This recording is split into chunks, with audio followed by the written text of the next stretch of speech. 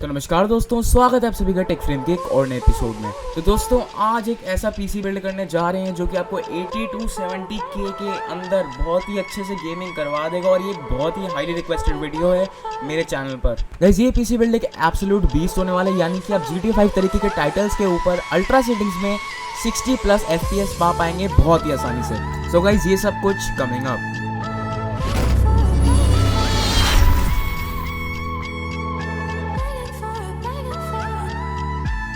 तो गाइस इस वीडियो के अंदर जितने भी कंपोनेंट्स मैं आपको बताऊंगा उन सब का लिंक आपको डिस्क्रिप्शन में मिलने वाला है, और अगर आप उस लिंक से जाकर बाय करते हैं तो थोड़ा सा चैनल को भी सपोर्ट मिलेगा।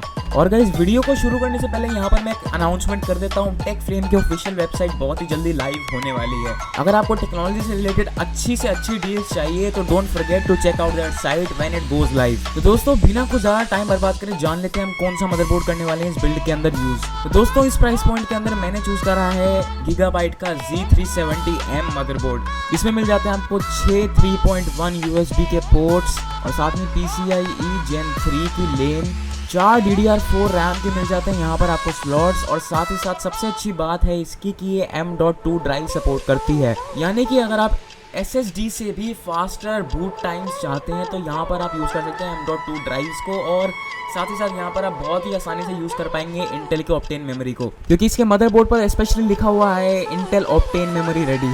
तो हाँ, साथ ही साथ यहाँ पर मिल जाता है आपको एक USB Type-C का कनेक्टर भी, और साथ में यहाँ पर आपको मिल जाती है गीगाबाइट की फ्यूजन RGB। तो गाइस यहाँ पर जो प्रोसेसर हम यूज़ करने जा रहे हैं वो होने वाला है इंटेल का i5-8400, जो कि उनकी कॉफी लेक लाइनअप का एक बहुत ही अच्छा प्रोसेसर है और इस बजट के अंदर बहुत ही अच्छे से हो जाता है फिट। तो बात कर लेते हैं यहाँ पर इसकी स्पेसिफिकेशंस की।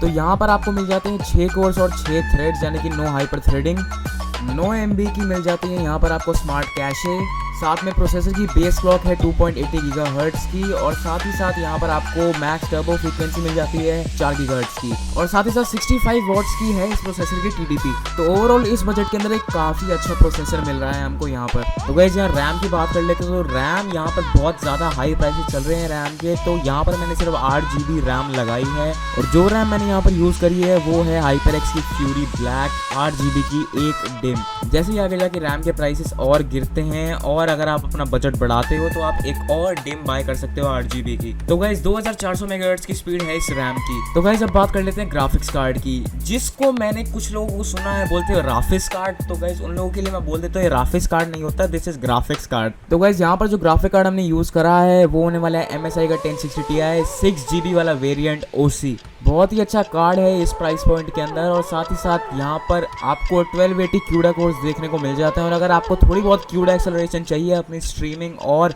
अपनी वीडियो रेंडरिंग के अंदर तो आपको यहाँ पर ये बहुत अच्छे से प्रोवाइड होने वाली है। तो गाइस यहाँ पर आपको 1809 मेगाहर्ट्ज की कोर क्लॉक मिल जाती है और 1808 मेगाहर्ट्ज की मेमोरी क्लॉक भी। तो गाइस यहाँ पर आपको एक डिस्प्ले पोर्ट, एक HDMI और एक DVI पोर्ट देखने को मिल जाता है, और साथ ही साथ एक डुअल स्लॉट कार्ड है। तो गाइस बहुत ही आसानी से बहुत अच्छे FPS देने वाला है ये कार्ड आपको हर एक गेम के अंदर। तो गाइस यहाँ पर अब बात कर लेते हैं हम हमारे हार्ड ड्राइव की, जो कि यार सबको पता है क्या यूज़ करने वाले हम यहाँ पर। हम यूज़ कर रहे हैं यहाँ पर एक WD ब्लू कैवियर 1 TB वाला वर्जन, क्योंकि यार मुझे खुद WD के प्रोडक्ट्स काफ़ी अच्छे हैं। ब्लू कैवियर करो उनकी लाइन अप है, मैं बता नहीं सकता। तो गाइस यहाँ पर जो हम पावर सप्लाई यूज़ करने वाले हैं वो होने वाली है कॉर्सेर की VS650। काफ़ी अच्छी पावर सप्लाई है, बहुत एक अच्छे रेप्यूटेड ब्रांड की है, और आप गलती से भी इस बिल्ड के साथ एक सस्ती पावर सप्लाई मत लेना, क्योंकि अगर आपका पावर सप्लाई एक बार फॉल्टी निकल गया और उसने सारे के सारे पार्ट्स ख़राब कर दिए तो सारे का आपका खर्चा बैठ जाएगा, बहुत तगड़े वाला घाटा होने वाला आपको 70,000 रुपये का।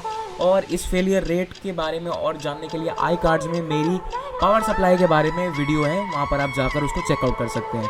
और गाइस अगर आपका बजट थोड़ा सा और ज़्यादा है तो आप यहाँ पर एक SSD या एक ऑप्टेन मेमोरी के अंदर भी इन्वेस्ट कर सकते हैं। और साथ ही साथ यार पिछली वीडियो में मुझे बहुत लोग बोल रहे थे यार कोई केस बताओ केस बताओ, तो उन लोगों को मैंने सीधी सी बात बोल दी थी कि केस यार हर किसी बंदे की अपनी अपनी प्रेफरेंस है, लेकिन फिर भी यार थोड़ा सा आइडिया देने के लिए यहाँ पर मैं आपको एक कैबिनेट ज़रूर रेकमेंड कर देता हूँ, एक चीप ऑप्शन और एक थोड़ा सा महंगा ऑप्शन। तो वह सस्ते वाले के लिए मैं आपको रेकमेंड करता हूँ सर्कल की एपिक वाइट गेमिंग कैबिनेट, जो कि यार बहुत सस्ती है और वाइट और ब्लू कलर में आती है। आपको यहाँ पर 2 LED फैंस मिलने वाले हैं, मुझे पता है काफ़ी नहीं है, बट इतने बजट के अंदर यही एक बेस्ट कैबिनेट है। तो गाइस अब यहाँ पर आ जाते हैं हम हमारे महंगे ऑप्शन के ऊपर। तो महंगे ऑप्शन के लिए मैं यहाँ पर आपको रेकमेंड करने वाला हूँ सर्कल की gaming cabinet CC821 without the SMPS, क्योंकि हमने SMPS में पावर सप्लाई तो पहले ही ले ली है। इस गेमिंग कैबिनेट की सबसे अच्छी बात यह है कि आपको 5 LED फैंस के साथ मिल जाता है और ब्लैक और रेड कलर का कॉम्बिनेशन है इसका। और पर्सनली मैं खुद ही गेमिंग कैबिनेट यूज़ कर रहा हूँ और अभी तक मुझे इसमें कोई प्रॉब्लम नहीं दी है। काफ़ी अच्छी गेमिंग कैबिनेट है ये। तो गाइस चलिए, ये तो बात कर ली हमने हमारे कंपोनेंट्स की। तो गाइस अब मैं आपको थोड़े से बेंचमार्क्स दिखाता हूँ और दिखाते हैं आपको थोड़े से बेंचमार्क्स।